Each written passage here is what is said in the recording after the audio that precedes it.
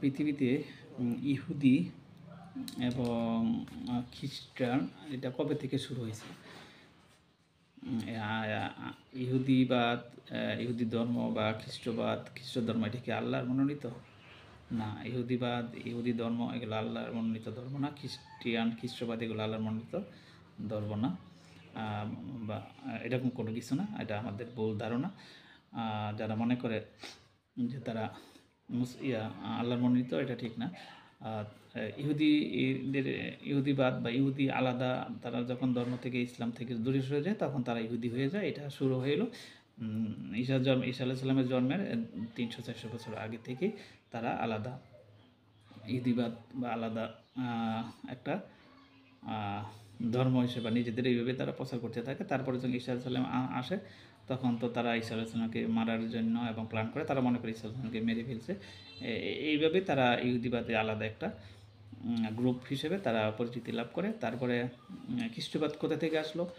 ঈসা আলাইহিস সালামের মৃত্যুর 200 বছর পরে, 200 বছর পরে ঈসা আলাইহিস সালাম থেকে 200 পর্যন্ত তারা কিন্তু ঈসা আলাইহিস সালামকে অনুসরণ করতো অনেকেই, সবাই করতো না, অনেকে অনুসরণ করতো এবং এবং কী বলে আল্লাহর নবী হিসেবে মনে করতো এবং আল্লাহর বিধান অনুযায়ী চলেছিল। কিন্তু খ্রিস্ট 200 বছর মানে 200 সাল থেকে তারা একটা মতবাদ তৈরি করে যে ঈসা আলাইহিস সালাম আল্লাহর ছেলে, তৃতীয় মতবাদ এবং মরিয়ম আলাইহিস সালামকে নিয়ে তারা বিভিন্ন ধরনের কাহিনী তৈরি করে।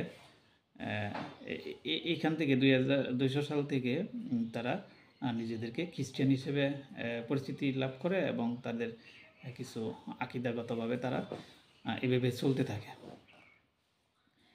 চলতে থাকে। তারপরে আমাদের নবীজি যখন আসে 570 খ্রিস্টাব্দে, তখন আবার ওই ইহুদি এবং খ্রিস্টিয়ান এবং সারা পৃথিবীর যারা মুশরিক বা মদিনার আশেপাশে, মক্কায় আশেপাশে যারা আছে মুশরিকদের, তাদেরকে প্রচার করতে থাকে যে আবার ওই যে ইসলাম আগেই ছিল, ইসলাম ধর্ম প্রথম থেকেই ছিল, আদম আলাইহিস সালাম থেকে ইসলাম ছিল। তারপরে ইব্রাহিম আলাইহিস সালাম পর্যন্ত ইসলাম ছিল।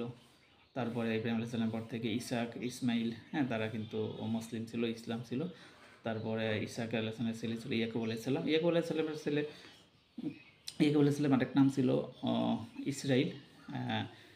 ওই উপাধি থেকেই বনি ইসরাইল শুরু হয়। বনি ইসরাইল মানে মুসলমান, এটা আলাদা কিছু না। তারপরে ঈসা আলাইহিস সালাম, মুসা আলাইহিস সালাম ওই বংশে আসে। ইউসুফ আলাইহিস সালাম, ইয়াকুব আলাইহিস সালাম ইউসুফ আলাইহিস সালাম মাধ্যমে ফিলিস্তিন থেকে মিশরে চলে যায়, ওখানে ছিল মুসলমান হিসেবে ছিল এবং ওখানে মুসলমান ছিল এবং ওখানে ইসলাম প্রচারিত হয়। তারপরে ইউসুফ আলাইহিস সালামের পরে মুসা আলাইহিস সালাম বনি ইসরাইলকে নিয়ে ইসলামী প্রচার করে, তারা মুসলমান বিশ্বাসী ছিল।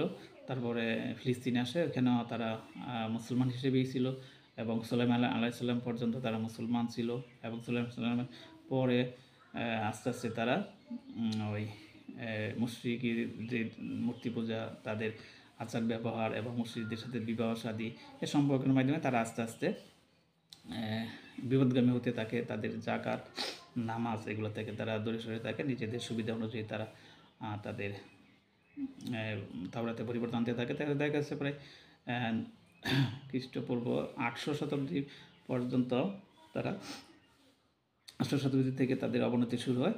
400 শতাব্দীতে এসে, খ্রিস্টপূর্ব 400 শতাব্দীতে এসে তারা ইহুদিবাদের বা চূড়ান্ত পর্যায়ে একটা খারাপ একটা অবস্থায় চলে যায়। তারপরে যখন নবী রাসূল আসে ওই সময় তারা ওখানে অনেকগুলো নবীকে হত্যা করে, বন্দী করে, দেশান্তরিত করে। মানে তারা পুরোপুরি একটা ইহুদিবাদে এবং আলাদা একটা বৈশিষ্ট্য ধারণ করে তারা ইসলাম থেকে দূরে সরে যায়। এই অধঃপতনের থেকে উদ্ধার করার জন্য নবীজি ঈসা আলাইহিস সালামকে পাঠানো হয়। ঈসা আলাইহিস সালামকে পাঠালে তারা ইহুদিরা আবার বিরোধিতা শুরু করে দেয়। তাদের অভ্যাসই ছিল আগে থেকে নবীদের অত্যাচার করা, অবিশ্বাস করা, এবং দেশান্তরিত করা। ভালো কোনো কথা তারা অনুসরণ করতে পারতো না, ভালো কোনো বিধান তারা অনুসরণ করতো না। এই তারা প্ল্যান করে এবং হত্যা করে তাদের দৃষ্টিতে, যদিও আল্লাহ উঠিয়ে নিয়ে যায়। তারপরে দেখা গেছে তারা ঈসা আলাইহিস সালাম আবার ইসলাম ধর্ম প্রচার করে, মুসলিম হিসেবে ইসলাম ধর্ম প্রচার করে এবং ইহুদি যে তাওরাত ছিল, তাওরাত কিন্তু আল্লাহর বিধান ছিল, আল্লাহর বিধান অনুযায়ী যেগুলো পরিচিত এগুলো সব ইসলাম এবং মুসলিমই ছিল। মুসলমান হিসেবে তারা এগুলো মানত। তারপর থেকে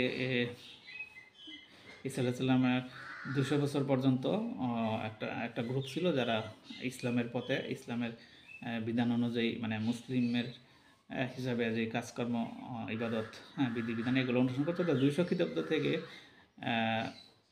এই খ্রিস্টানদের মধ্যে অনেক গ্রুপিং হয়েছিল, অনেক ধরনের গ্রুপ ছিল, তারা এক একটা এক একভাবে অনুসরণ করতো।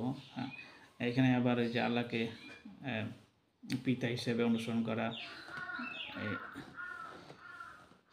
ঈসা আলাইহিস সালাম আল্লাহর সন্তান, এই ধরনের মরিয়মকে মা, এই ধরনের বিভিন্ন ধরনের মতবাদ এক একজন এক একভাবে অনুসরণ করে তারা গ্রুপিং করে বিভিন্ন দলে বিভক্ত হয়ে যায়। 200 খ্রিস্টাব্দ থেকে তারা এসে একটা সিস্টেমে দাঁড় করায়, তাদের ধর্মীয় নেতা, দেশের প্রধান মিলে একটা কাউন্সিল করে তারা একটা সিদ্ধান্ত আসে যে তারা খ্রিস্টিয়ান এবং তারা এই এই মতবাদে বিশ্বাসী।